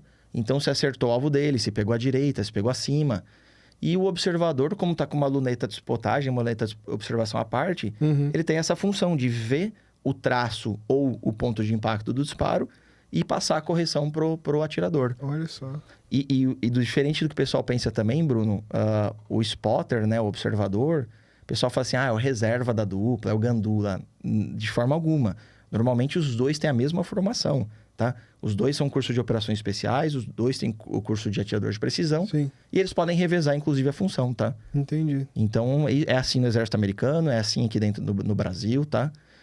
O que é o problema do Brasil, né? O Brasil, a gente tem a figura do atirador de precisão. Eu costumo tomar bastante cuidado, porque o atirador esportivo, no meu caso, não é um sniper, né? E nem caçador, né? Porque o caçador, o termo técnico caçador, ele é utilizado em forças armadas. O cara que é sniper, por exemplo, do exército, do comandos, né? Ele tem um brevet que vem escrito caçador. Então, o curso é o curso de caçador. Dentro da polícia, é conhecido como sniper. Sniper policial. Já no tiro esportivo, atirador de precisão. Eu brinco que são frentes distintas. Apesar de usar o mesmo tipo de equipamento, assim como no automobilismo, que, por exemplo, a Fórmula 1 usa automóvel. Sei lá, o Paris-Dakar usa automóvel, né? Sim. Mas cada um tem sua distinção de montagem, de tipo, né? E as nuances de aplicação, né? Em função da prova, né? Exato. Não, mas pensa o seguinte, por que o atirador esportivo, por exemplo, vai aprender técnicas de furtividade, de camuflagem, né? Tem nada a ver. Então, isso aí fica para a Força Armada. Então, tem um cruzamento entre eles, mas são coisas distintas e nome que a gente faz aqui no Brasil distintos também. Dentro das forças de segurança pública, a gente tem várias instituições, corporações aí que tem a figura do sniper policial. Então, a gente pode falar, por exemplo, dentro da Polícia Militar, a gente tem o BOP, o GAT, aqui em São Paulo também. Quem que eu consigo pensar aí também de Polícia Militar? O COI. Na Polícia Civil, a gente tem em São Paulo o GER. Em Goiás, o GT3. Sim. Quem mais? O Garra. Enfim. Todos eles têm a figura do sniper. Figura do sniper. A Core. Mas a gente não costuma ouvir muito no jornal, assim, né? A não ser quando é caso de, sei lá... Sequestro, né? Normalmente a figura do sniper ela é usada... na verdade, você fica sabendo que ela foi utilizada num tiro de comprometimento. Quando a gente tem, assim, por exemplo, um sequestro. Sim. Como foi o caso da ponte Rio-Niterói, lembra? Que um rapaz sequestrou um ônibus, parou no meio da Rio-Niterói e estava ameaçando tacar fogo no ônibus com todo mundo dentro. Naquela ocasião ali foram utilizados 3 snipers do BOP, né? Você fica sabendo, só que o sniper ele não tem essa função sempre só de fazer um disparo. Sim. O sniper ele está em quase todas as operações, garantindo a segurança de uma patrulha, ou muitas vezes fazendo só observações, notações, passando por rádio informações que ele está conseguindo ver pela mira telescópica dele. Então é muito utilizado, mas em poucas casos, de fato, o sniper chega a dar um disparo, tá bom? Sim. Eu acho... Não sei se tem a ver, você pode me corrigir, mas assim... Do jeito que eu tenho visto hoje... Quer dizer, tá muito difícil hoje para um policial efetuar um disparo. Qualquer policial, de maneira geral. Porque ele vai precisar comprovar que aquilo... Ele teve necessidade de efetuar aquele disparo. Não, talvez que ele tenha agido em legítima defesa, mas quase isso. Quer dizer, ele quase tem que esperar o rapaz sacar a arma para ele poder sacar dele e atirar, né? O famoso toma um tiro primeiro, espera você tomar um tiro para depois você revidar. Né? Não é à toa que em São Paulo todos eles usam a câmera. É um absurdo, né? Tá certo? Então, praticamente é isso. Então, assim, como que funciona em relação ao sniper? Quer dizer, hoje se o policial comum tem praticamente que provar que agiu em legítima defesa... Como que funcionaria isso em relação ao sniper? Porque ele não tem ali, né, a agressão injusta atual e iminente, entendeu? Cara, é muito louco porque a função de sniper policial, ela não é de fato assim regulamentada. O cara não tem uma carteirinha que ele fala, sou alocado aqui, lotado como sniper em tal corporação. Sim. Não existe regulamentação. Tanto é que eu trouxe um livro para você aqui, que é um livro, consigo pôr aqui, ó. É um livro do Rodrigo Menezes. Ele é sniper da Core do Espírito Santo, tá? Um cara super legal. Que legal. Então chama Anotações sobre a Doutrina Policial. É uma trilogia, na verdade, tá? Não, uma é de balística, uma de operações policiais. Mas esse aqui foi a tese de doutorado dele, Bruno, onde ele mostra exatamente em quais pilares da lei ele se sustenta para dizer que o tiro dele foi legal, né? Que ele não fez nada contra, né? Então ele mostra aqui, por exemplo, a legítima defesa de terceiros. Tem parte de excludente de ilicitude, um monte de coisa que você vai entender muito mais do que eu nessa parte legal, mas legal para você ler. Cara, então, agradeço demais. Tá aí de presente. Valeu. Então, valeu mesmo. É toda ele legitimando essa ação do sniper, mas que não é regulamentada. Você vai fazer uma dedicatória aqui pra mim. Pô. O Rodrigo que tem que fazer. Vou pedir pra ele, Rodrigão, pra você assinar aqui pro Bruno. Mas o presente foi seu, então você que tem que fazer. Eu já vou aproveitar então, Bruno. Vou deixar pra você também. Tem mais 2 outras revistas, tá? Ó, essa aqui é a revista ProPoint, na verdade. Acho que tá pegando na câmera minha lá. São 2 edições que eu fiz reportagens. Uma delas eu fiz a capa, que é justamente sobre o atirador de precisão. Que legal. Então, contando histórico militar, emprego nas polícias hoje em dia, emprego nas Forças Armadas. E o outro é um pouco mais técnico, que é falando aqui sobre as lunetas, as miras telescópicas em específico. Sim. Que é o que dá o charme, né? Então, tá aí de presente também. Cara, obrigado. Que é o que dá o charme pro fuzil de precisão. Que show. Eu acho engraçado que quando você tira a mira telescópica do fuzil, a pessoa olha e fala, um fuzil, né? É um fuzil. Uma arma de fogo. Aí a hora que você coloca a mira telescópica, complicou a vida do cidadão, né, cara? Ele fala, agora não sei mais o que vai acontecer, né? Bom, eu já não saberia, porque tem aqui 4 regulagens, só eu vendo aqui, pelo menos tem 4, né? Pelo menos aqui, né? Tem mais, ó. Tem dioptria. Tem essa aqui. Explica pra gente aí. Não sei se dá pra explicar pro leigo, assim, em linhas gerais, assim, como que funciona esse trem aí. Bem simples. Na verdade, a mira telescópica nada mais é do que uma mira, né? Então, ela poderia ser, por exemplo, como um red dot. Aqui dentro, a gente tem um retículo, que é a nossa referência de ponto de mira, né? De visada. E a gente tem alguns ajustes para serem feitos. Como é uma mira telescópica, né? A gente tem um conjunto de lentes aqui dentro. Assim como uma máquina fotográfica, quando a gente trabalha em profundidades distintas, a gente tem distorções que são geradas. Primeiro que a imagem que a gente está vendo aqui não é a imagem real, é uma imagem que está sendo transmitida aqui dentro, né? Ela é invertida pelas lentes e entregues aqui atrás. Então, ela é uma reprodução da imagem real, né? Eu tô te vendo uma imagem real. Se eu olhar aqui por dentro, é uma reprodução dessa imagem. Então, eu tenho distorções quando isso acontece. Então, a mira telescópica tem que ter alguns ajustes, que a gente chama aqui, por exemplo, que é o ajuste de paralaxe e de dioptria, que são justamente para minimizar essas distorções geradas pela essa reprodução da imagem e por profundidades distintas. E as outras 2 torres, que são as principais, são as torres que a gente faz as correções, né? Então, por exemplo, se eu faço o zeramento desse fuzil para 100 metros, quer dizer que o ponto de encontro da onde eu estou enxergando, né, no meu ponto de mira, e meu projétil vai se encontrar em 100 metros. A partir desse ponto, esse encontro não vai existir mais. Então, eu tenho que saber como que eu faço essa regulagem para, por exemplo, um tiro de 323 metros, eu fazer isso se encontrar de novo. E a gente estuda para isso. Quem vai definir a distância do tiro é o observador ou é você que sentou ali para... Hoje em dia, a gente tem até miras telescópicas que medem sozinhas, né?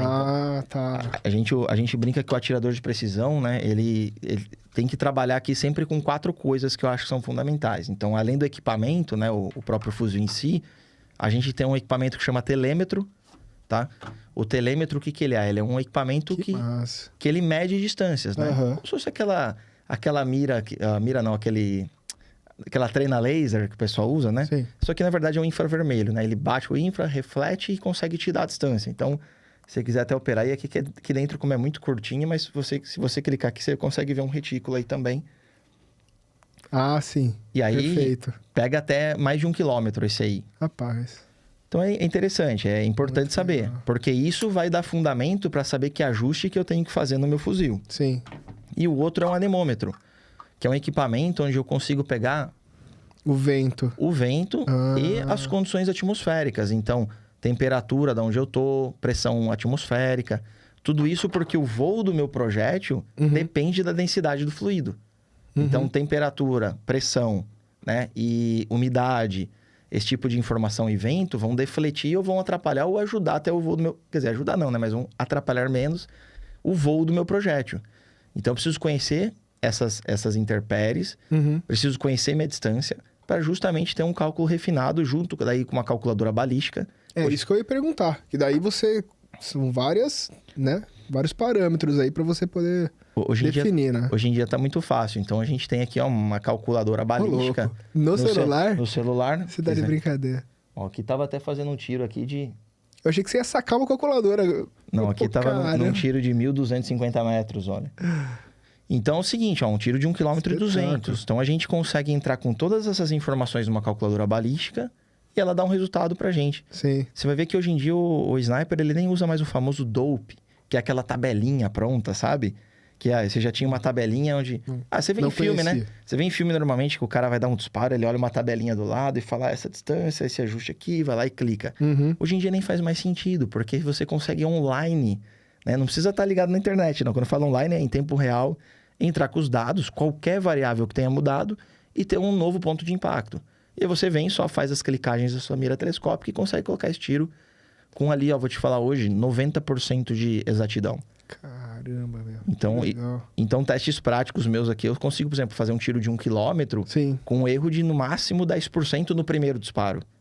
Mas você também tem que levar em consideração a munição que você está utilizando ou independente? Não, tem que levar, porque, por exemplo, ó, dentro esse fuzil aqui é no calibre 308 Winchester. Ele pode ter uma gama de munições aqui, eu posso usar. Cada uma vai ter um comportamento balístico, porque cada projétil vai ser de um jeito. E eu vou ter também velocidades de boca de cano distintas. Se tem mais propelente, né, mais pólvora dentro do cartucho, se tem menos, vou ter velocidades diferentes. Então, tudo essas informações tem que entrar na calculadora balística. Elas entram na calculadora. Inclusive o coeficiente balístico do projétil, ou seja, quão bem é a aerodinâmica desse projétil. Entendi. Então, são várias... Aquele negócio de alma raiada, uma lisa da arma, também tem que entrar tudo isso. Na verdade, exato, o passo do raiamento que a gente fala, né? Com que velocidade esse projétil vai sair, que taxa de rotação que ele vai sair lá na boca do cano. Então, esse somatório de informações, hoje no curso, Bruno, eu faço um curso que eu dou esse curso de fuzil de precisão para atiradores de precisão, né? Sim. Do Exército. Levam 2 dias, é muita informação, é um curso bem cansativo, principalmente para mim. Falo muito. Não, fala não. Ainda bem, né? Porque imagina trazer uma pessoa que não fala, né? Tem que falar mesmo. E virou um monólogo, né? Me senti até mal não é agora. zoeira. Não, tem que zoar um pouco com você também, pô. Mas enfim, são 2 dias que a gente... Cara, eu pego o cara verde no sábado de manhã e domingo à tarde eu quero entregar ele independente. Eu quero que ele saiba operar o aplicativo balístico, pegue qualquer equipamento, qualquer munição e consiga entregar um tiro até 1 km sozinho, né? Independente. Então, esse é o objetivo do curso. Entendi. E aí, focado em competição, né? Então, obviamente, eu não vou ensinar o cara a fazer uma infiltração em território inimigo camuflado para destruir uma estação de rádio, né? É óbvio que meu tiro é sempre focado nas provas que existem, né? Então, F-Class, que é uma prova que existe de 300 metros no Brasil. Tem o Campeonato Brasileiro de Fuzil Sniper, que é dentro da própria CBC, que são 230 metros. Sim. Tem uma prova agora no Brasil que surgiu, que chama-se King of 1 Mile. É uma prova de 1,6 km. É uma coisa que eu ia perguntar também, dessas provas aí, porque eu, pelo menos, não chega pra mim isso, não chegou ainda. É um círculo muito fechado, infelizmente, Bruno. Conforme está crescendo os atiradores no Brasil, obviamente uma parcela gosta de fuzil de precisão, e isso vem crescendo também.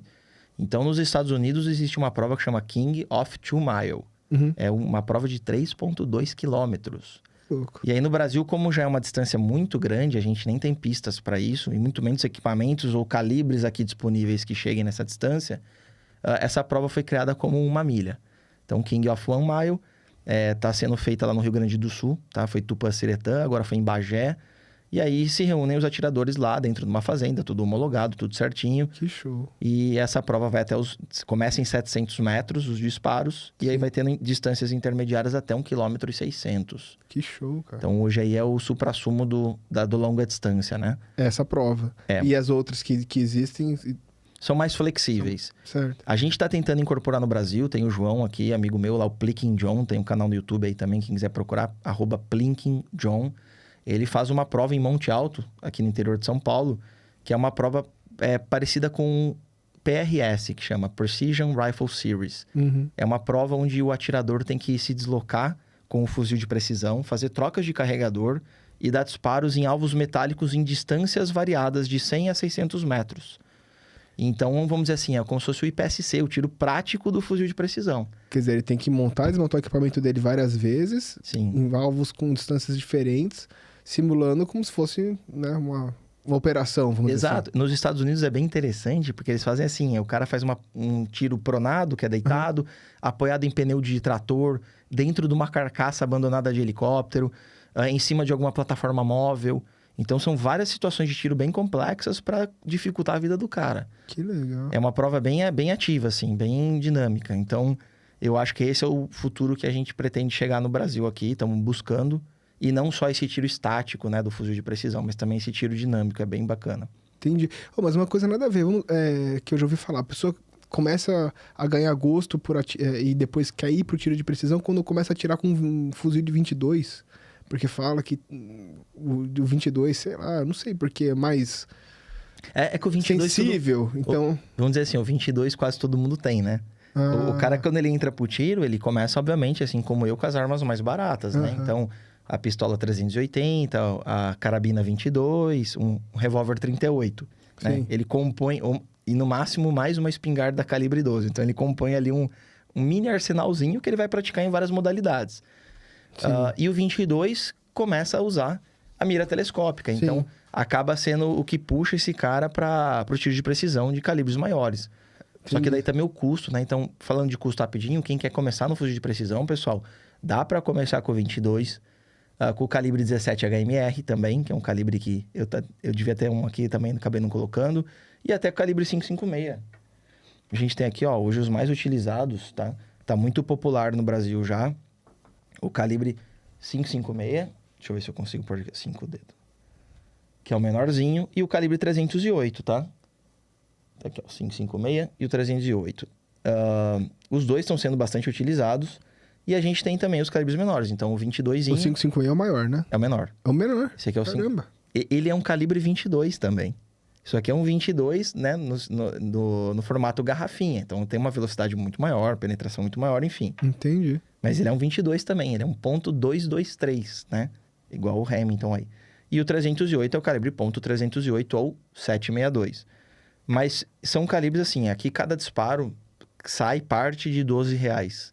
Hoje uma munição de competição ela é cerca de R$25. Como a gente dá 20 disparos em média, R$500 um treino. Não é muito barato. Mas no tiro... É um hobby. Mas eu brinco que no tiro tudo gira nos R$500, viu, Bruno? Porque um treino de fuzil de 20 tiros, R$500. Um treino de pistola e PSC, você vai dar mais ou menos 100 tiros. A R$5 cada. R$500. E se você for fazer, por exemplo, uma prova de espingarda, de prato, né? Tirar o prato, você vai fazer 100 disparos mais ou menos, 100 séries. Sim. E vai dar mais ou menos também quase R$500. Eu já fui. Eu sou CAC, né? Eu fui incluir várias vezes. Não adianta, né? Você não vai olhando o valor. Você acaba dando os tiros, depois você vê quanto que deu, né? Mas assim, eu brinco que... É um esporte um pouco... Mas como todo esporte, né? Sim, com certeza. Você vai fazer isso uma vez no mês. Hoje, eu andei de bike, né? Hoje tem bicicleta de R$120 mil. Quer dizer, O céu é o limite, né? esse é o limite. É, Eu não sei se tem esporte barato, né? Cara, futebol, né? Só dura você... Hoje em dia, dura você juntar 12 amigos pra conseguir fazer um 6 contra 6, né? Não. Um society. Uma pelada, tudo bem. Mas se você disser assim, não, eu quero treinar futebol amador, então você vai ter que fazer academia, você vai ter que ter um fisioterapeuta, você vai... Chuteira cara. Passar por um fisiologista, você vai comprar suplemento, chuteira cara. É barato. Não, se você for levar a Entendeu? sério, não é barato. Qualquer esporte hoje em dia tá uma coisa absurda, né? É isso aí. Mas eu brinco então que assim, o fuzil de precisão não é mais caro que os demais. Sim. E dentro do calibre 22, você consegue comprar uma arma de R$3.000 por uma mira telescópica de aproximadamente uns 2. Então, um conjuntinho de R$5.000. E os disparos custam R$1. Então, é um início e dá para ir para 100 metros, 120 metros, você atira muito bem. Que é o tamanho das pistas normalmente no Brasil. Então, hoje em dia, você compra um equipamento desse que chega a 1 quilômetro. Só que são raríssimos os lugares que você pode atirar 1 quilômetro. Sim. Homologados, entendeu? Sim. Então, eu só atiro, por exemplo, Rio Grande do Sul tem uma pista de 800 metros, que é 2 curso. Curitiba tem 800 metros, 2 curso. Ipameri, em Goiás, tem 1 quilômetro, 2 esse curso. Agora, a grande maioria dos clubes que eu vou são 100 metros. Então, eu com 22 estaria muito bem resolvido. Pra treinar, né? Com certeza. Eu tinha um amigo na faculdade, Elcio, que se formou em agulhas negras, né? E ele era da parte de competição de tiro. Agora, eu não sei se era de tiro de precisão, mas ele falava assim pra mim, eu não sei se é verdade, que o treino deles era com arma de chumbinho. Tem isso daí? Existe mesmo? Ou ele tava só Não, com certeza. tirando com a minha cara? Vamos pensar o seguinte, o Brasil foi medalhista de prata na Olimpíadas do Rio de Janeiro em 2016, Felipe Vu, grande amigo meu, na modalidade tiro de precisão com pistola de ar, 10 metros. É tiro de precisão. Então o pessoal tem essa confusão que acha que tiro de precisão obrigatoriamente tem que ser fuzil 800 metros. Tiro de precisão é tudo aquilo que exija precisão. Uhum. Então pode ser a qualquer distância, em qualquer modalidade. Então a gente tem desde a pistola de ar, de chumbinho, até os fuzis, né? Que vão até o Extreme Long Range, lá de 3 km e pouco. Entendi. Não, mas do jeito que ele explicava, eles treinavam com chumbinho para depois atirar melhor com a arma normal. Porque dizia ali que o chumbinho também tem mais sensível, né? Então você tinha que... Sim, é bem difícil. O Felipe Vu, ele treina muito, né? Pra fazer, são uns tiros bem difíceis de fazer, né? É uma mão só, né? Enfim, empunhadura simples, não é fácil, né? E a gente foi medalhista de prata, fiquei muito, muito feliz com isso. Que legal. Agora, não sei se você ainda quer explicar alguma coisa sobre os calibres. Eu trouxe só aqui alguns calibres interessantes, né, para o pessoal conhecer. Ó, eu vou mostrar dois calibres aqui primeiro, que são bastante famosos, que são o calibre 300... Deixa eu tentar pôr. 300 Winchester Magnum, que é o que está à esquerda do vídeo. Acho que sabe é o menor. Opa, tá aqui. 300 Winchester Magnum é o que está à esquerda do vídeo, menor. E o 338 Lapua Magnum, que é o maior. São os dois calibres que o Chris Kyle, o sniper americano, né?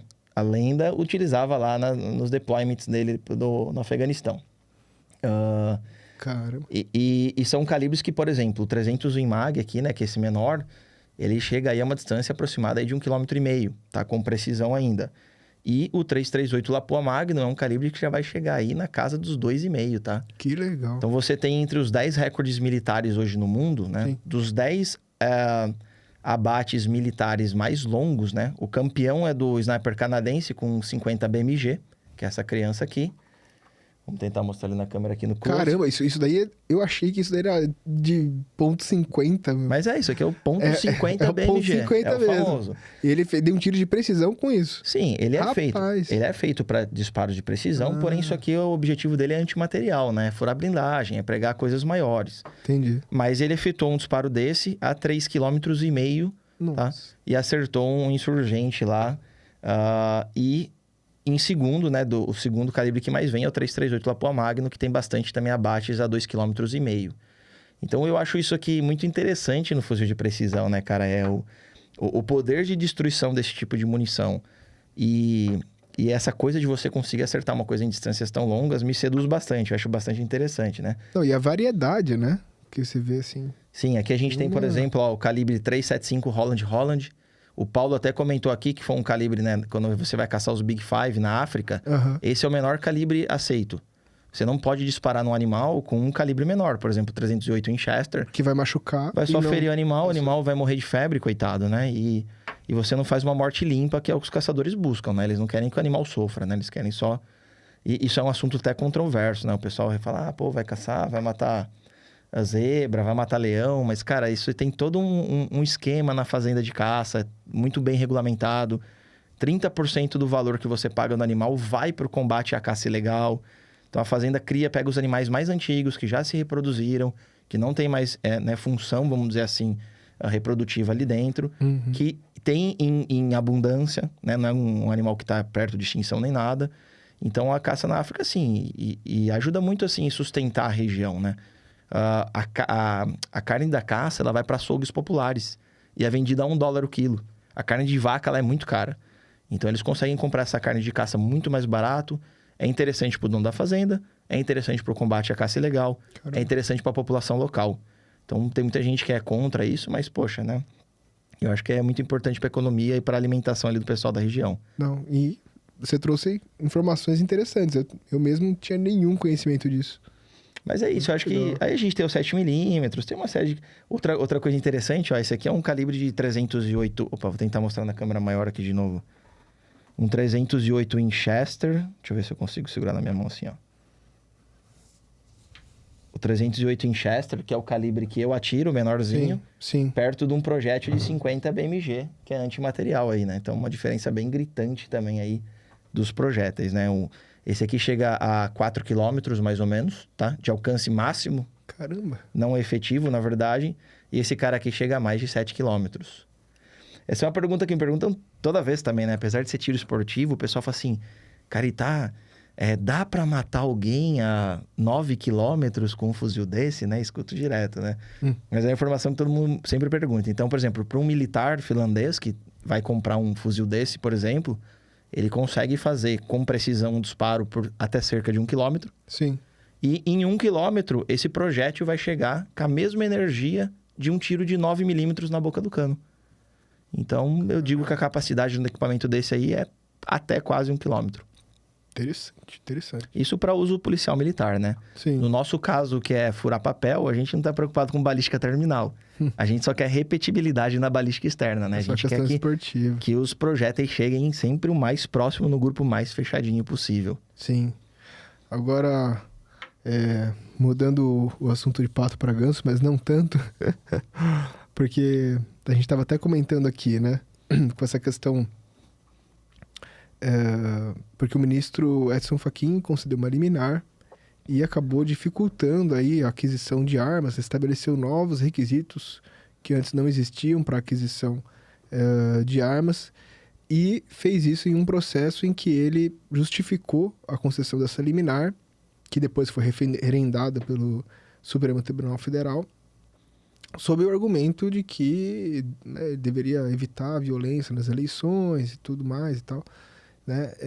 E esse processo agora segue para o seu final. Agora, bom, as eleições acabaram, né? Então...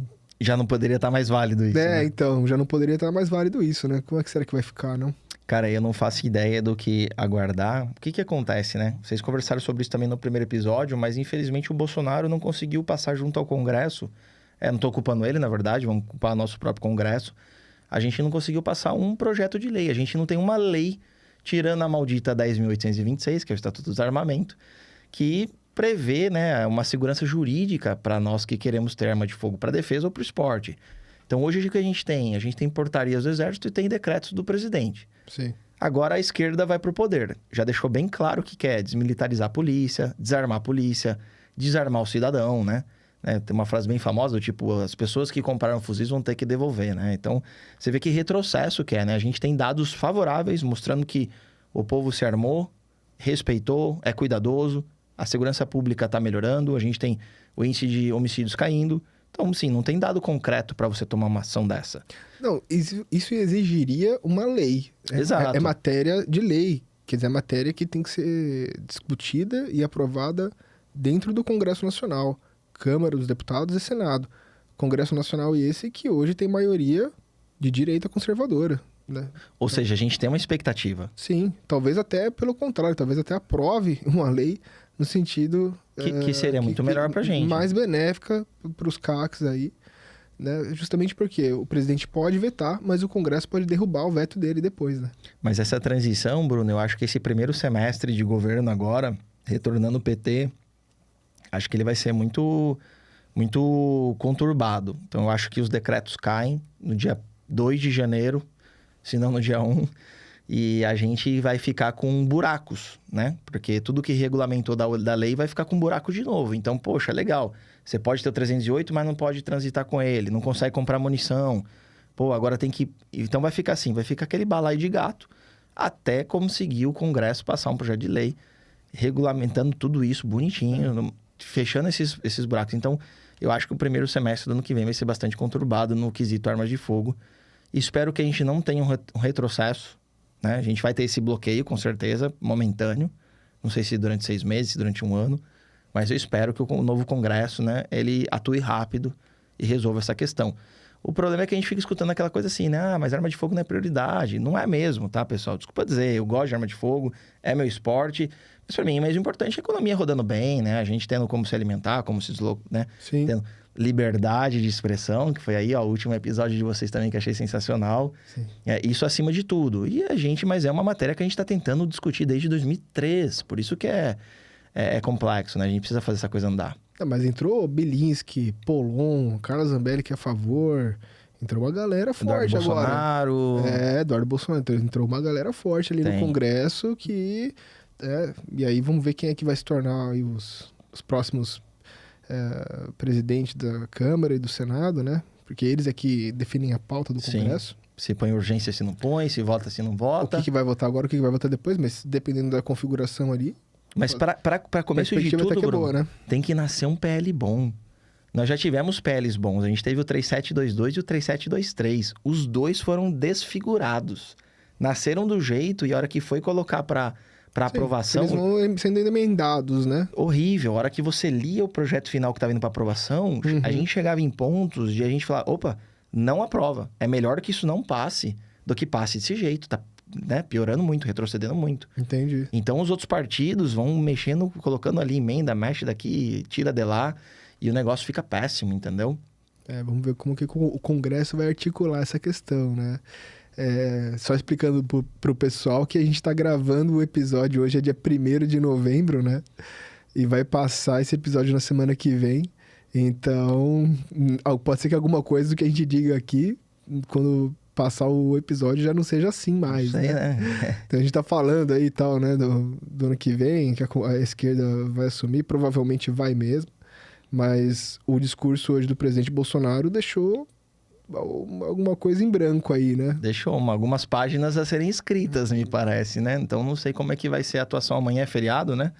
Amanhã é dia 2. Dia 2, e não sei se o povo vai continuar na rua, não sei que... Esse é o mais interessante de tudo, né? Quando a gente passar, pode ser que tudo tenha mudado, não sei o que aconteceu. A gente vai olhar e falar assim, pô, que bobagem que eu falei lá, né? O que aconteceu, mas... Prefiro não especular, então, deixa acontecer. Então. Mas que foi uma eleição conturbada, foi, né, cara? Não foi uma eleição fair, vamos dizer assim. Não foi uma eleição do meu ponto de vista, né? Eu, Bruno Jacopini, quem sou eu para falar alguma coisa, né? Mas, no meu ponto de vista, não foi uma eleição paritária em termos de processo eleitoral, de forma alguma, desde o seu início. Desde o momento em que você colocou uma pessoa que não, né, em muitos aspectos, talvez não devesse nem estar concorrendo à presidência. Né? Eu acho que aí é o ponto maior de tudo, né? Não é nem como o resultado se deu, mas sim como a gente chegou nesses candidatos, né? Como chegou o candidato e como o processo eleitoral foi sendo conduzido, né? Com diversas vamos dizer assim, diversos impedimentos, para não dizer censura, né? A ponto de que o presidente Bolsonaro não pôde ali colocar imagens da manifestação do 7 de setembro. Foi parcial, né? Quer dizer, ele não pôde colocar as imagens dele com a Michelle no enterro da rainha da Inglaterra. Gente, sabe?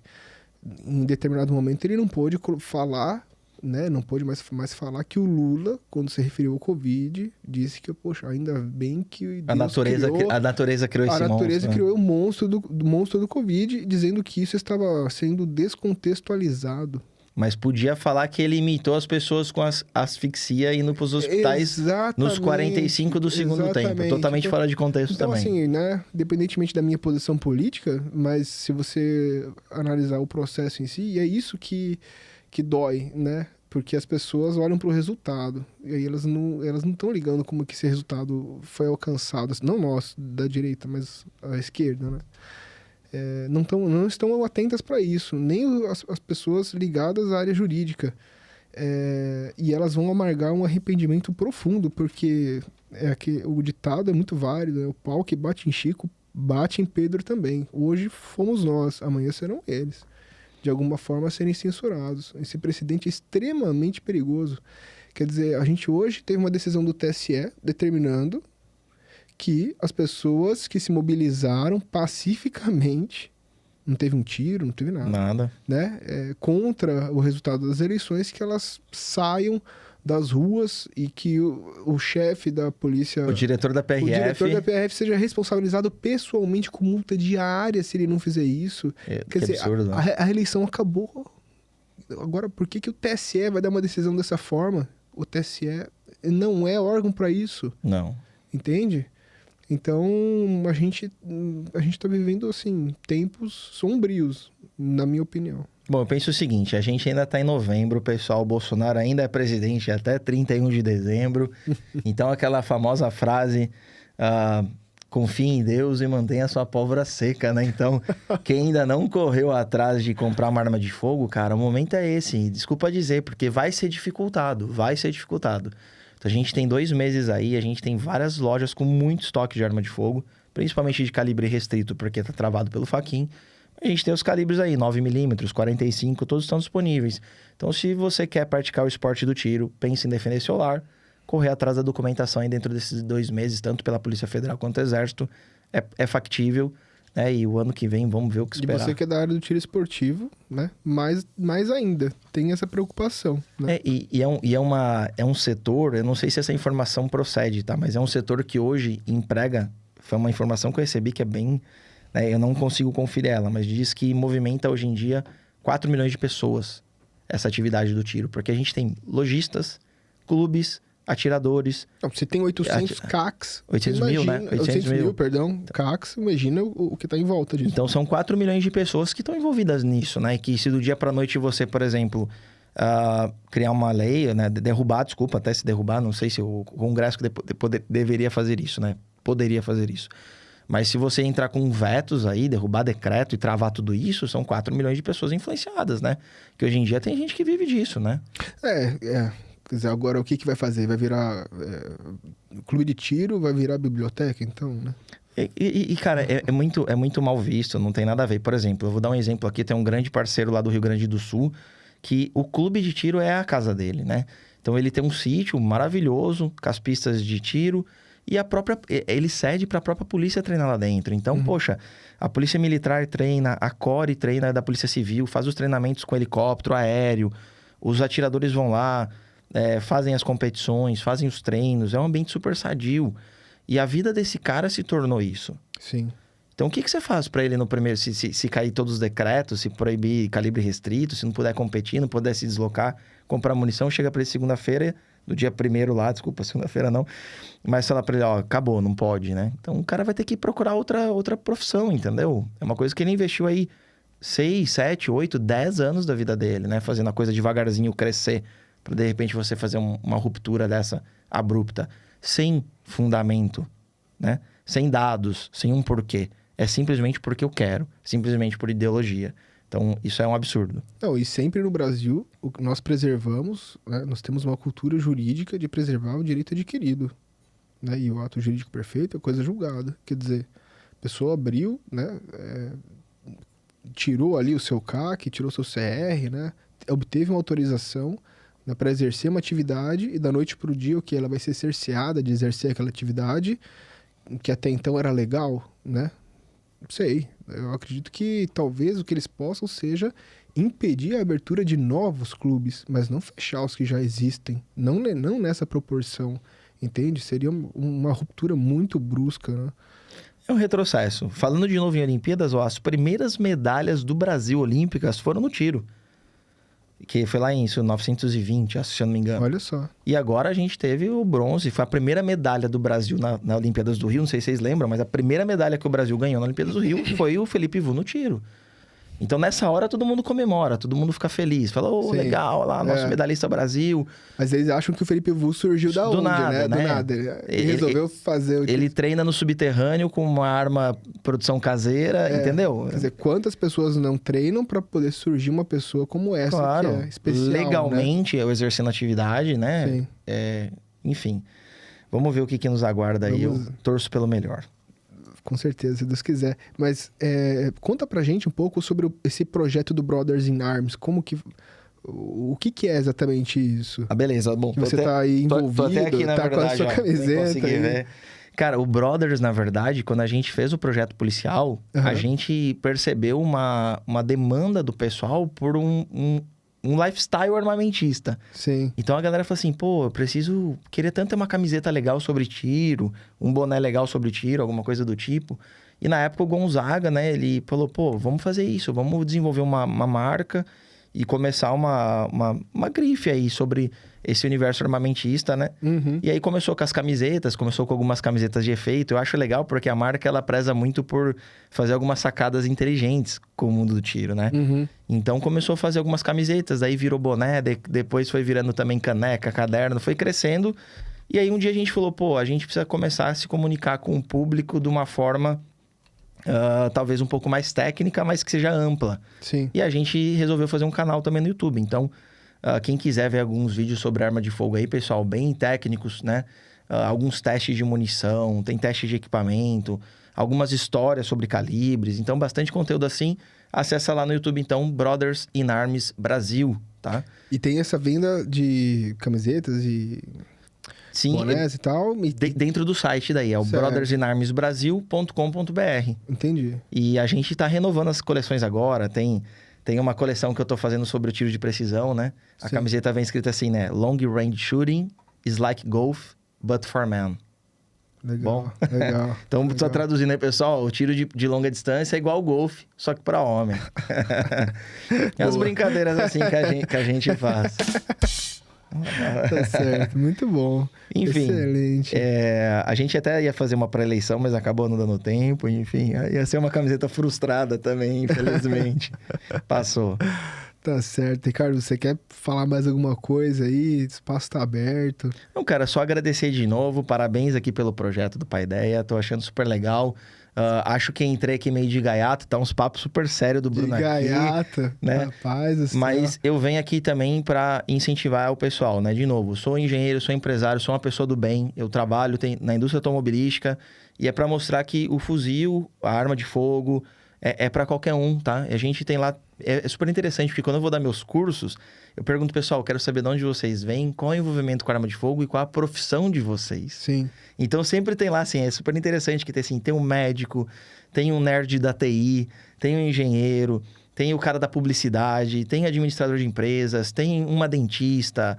Então, é todas as áreas, assim, não existe um estereótipo. Todo Sim. mundo tá em conjunto lá pelo mesmo interesse, defesa, esporte, lazer, diversão, Sim, prazer. sim.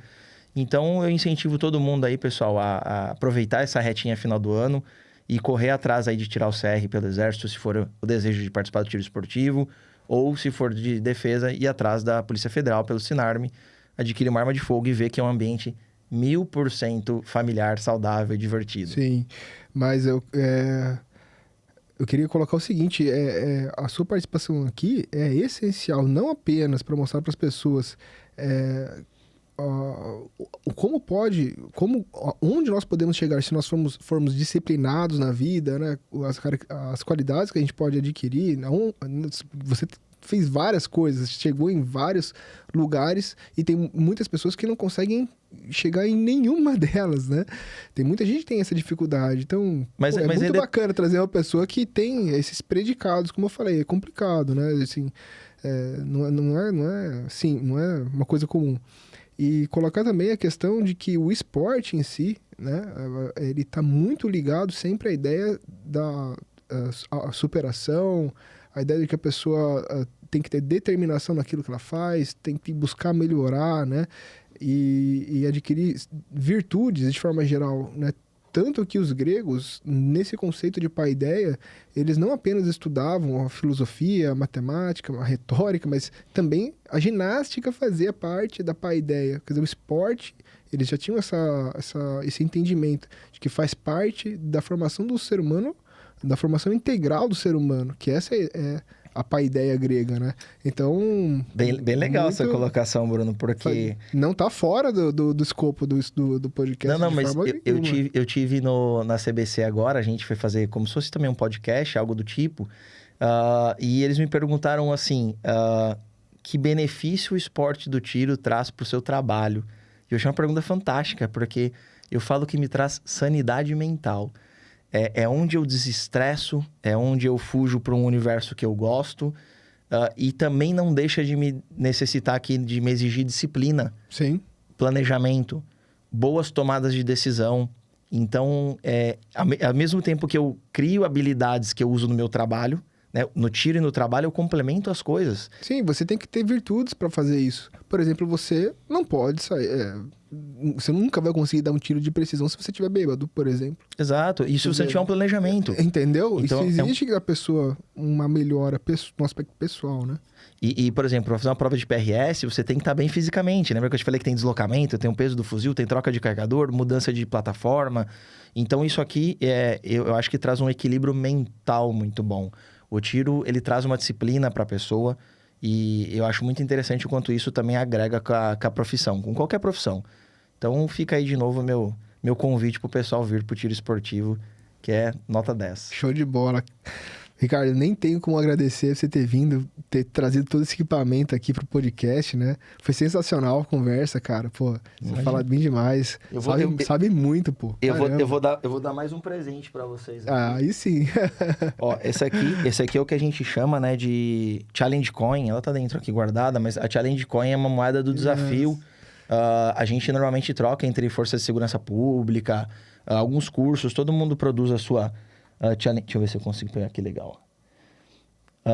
Que massa. E aí, os meus alunos hoje ganham, são os logotipos do curso, na verdade.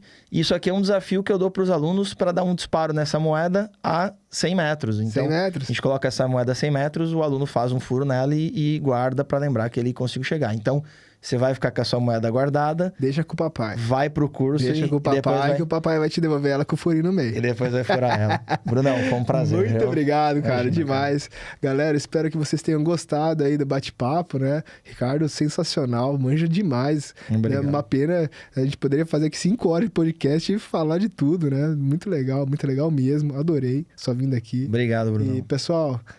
se vocês gostaram desse vídeo, inscrevam-se no canal, ativem as notificações. Gostaria de agradecer também a Daplay, né? A agência aqui que proporciona o podcast pra gente. Ao Giovanni, que tá aqui na sala com a gente. O Júnior. E é isso aí, galera. Muito obrigado. Até mais. Um abraço. Valeu.